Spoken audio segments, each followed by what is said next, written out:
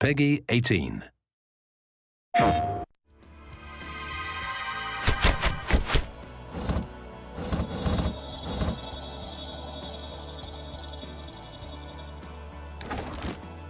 Sony's been an extremely great partner for us in moving to the console. At Blizzard, our heritage was actually console games. Obviously, we've been away for a while, so we had a little bit to learn, and we looked across all the franchises to see, which one would really be the most appropriate to bring across.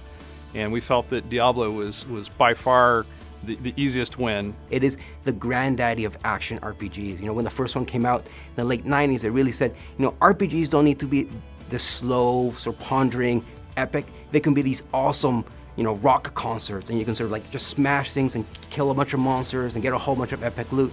It just connects you to that experience, and I think it's super important for us that the player feels that they are in the screen with their character, and partly because our players on console are sitting 10 to 15 feet away from the action, so the more we can make them feel that they are the action, they are the barbarian, the more epic and visceral the experience is. So for us, the thing that's exciting about the new console is actually the controller. That's where it all begins. That's where you develop that relationship with your character on the screen. At Blizzard, we have this sort of philosophy that control is king. And working on a console version for Diablo III, for us that means the controller is king. This is not a mouse. This is something different for us, and it's something exciting that we haven't had a chance to work with on Diablo. What was surprising was that the second I got a controller in my hand and started playing around, and there's a difference here between an indirect control where I'm pointing around with a mouse cursor, and a direct control, an intentional control, where I say, I'm pointing this way, I'm attacking that way, I'm rolling this way.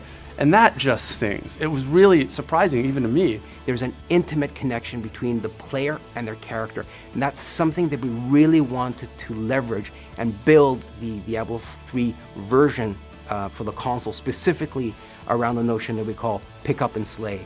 So on console, we pick up the Dualshock 4.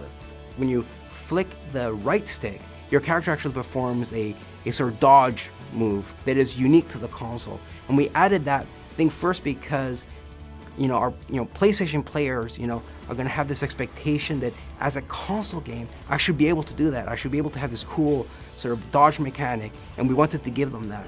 We also wanted to make sure that players had the ability to quickly reposition in combat, to give the game not just a cool action feel to it, but add a sort of tactical element to it, and it's worked out really well. One of the things that we're excited about with the controller is the touchpad. Diablo is a pretty deep game, and we don't like a lot of overload on the buttons. We wanted to keep it really simple so you can get to the things that you need to get to fast because you need to do it, because the monsters are pouring at you no matter what. We think the touchpad's going to give us a lot more opportunity to make that interface a lot easier.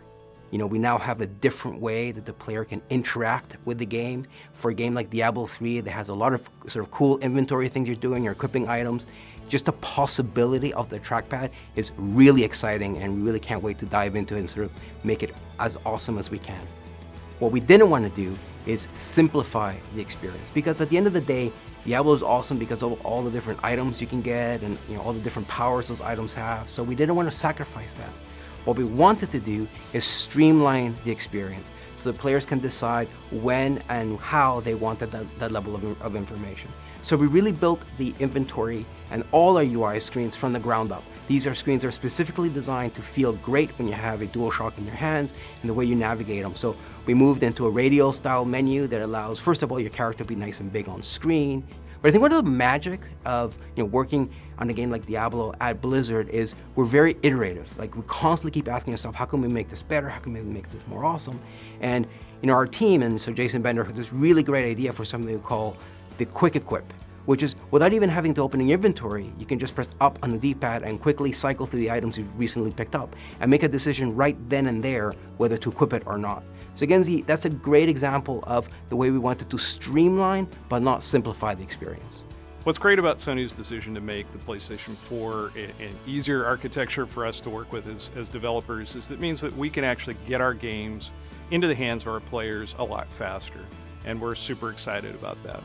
We have a lot of scalability in the PC version of the game, and with the processing power of the GPU on PlayStation 4, we're pretty confident that we're going to be able to get very high-res graphics and a super rock-solid frame rate. So something that you get on PC, not quite for free, but something that people are used to, is the ability to do things like stream your experience. So you say, hey guys, They just changed the way that barbarians work, or I just got a new axe for my barbarian. I wonder if I can do this whirlwind tactic that I've been doing on a harder difficulty. Let's find out. And so someone online will they'll take video of themselves doing it, saying, look, I can totally do it. It's totally easy. All I need to do is go to this area and get this skill, and I can make it happen. And people learn, and it's exciting.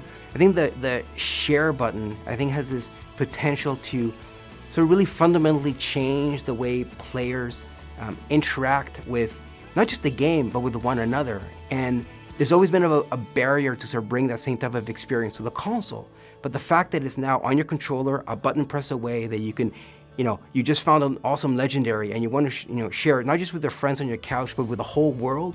The fact that that's a button press away is just such a great thing to bring to players. And I think it's one of those things that, especially when we start talking about it sort of internally, is that we sort of get the potential, but it's not until we actually see it in action, and more importantly, see players engage with it and see what they do with it, that's where we're going to see the true promise of the share button come to life.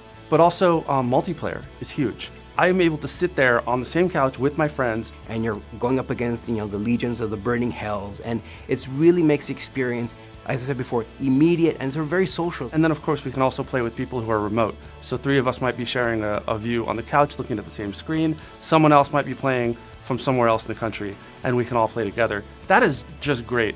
Having that social experience and that flexibility is something that's really unique.